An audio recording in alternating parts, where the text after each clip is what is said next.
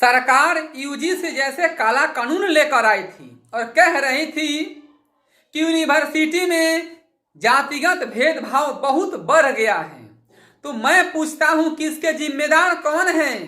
General वर्ग, सामान्य वर्ग, सवर्ण वर्ग? नहीं, इसका जिम्मेदार सबसे पहले सरकार है। सबसे पहले उस सरकार को कटघरे में लाकर खड़ा करना चाहिए और पूछना चाहिए कि आप इतने लंबे समय से 2014 से अब तक लगातार देश का इस समाज का नेतृत्व कर रहे हैं और फिर भी आप कह रहे हैं कि मेरी ही सरकार में जातिगत भेदभाव यूनिवर्सिटी में बहुत बढ़ गया है। तो आप इतने लंबे समय से क्या कर रहे थे?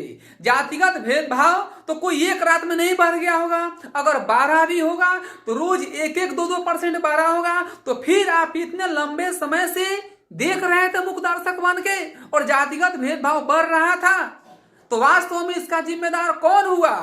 आप इतने लंबे समय से जातिगत भेदभाव को रोकने के लिए छोटे छोटे कदम क्यों नहीं अपनाए? इसका जवाब आपको देना पड़ेगा।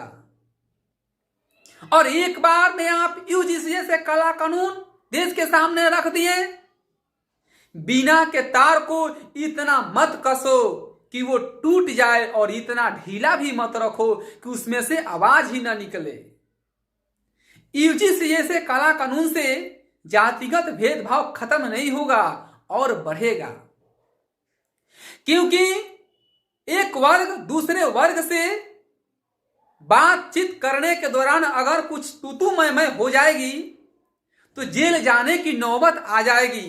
जब ये पता चलेगा उसको तो एक वर्ग दूसरा वर्ग से बोलने में सोचेगा।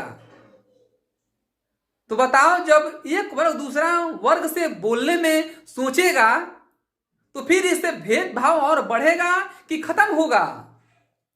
कोई बोलेगा और कोई सुनेगा, वो तो जमाना नहीं रहा। कोई बोलेगा तो भी कुछ बोल सकता है। तो फिर एक ही समाज के लिए जेल का प्रावधान क्यों बना? ये आज सवर्ण समाज पूछ रहा है।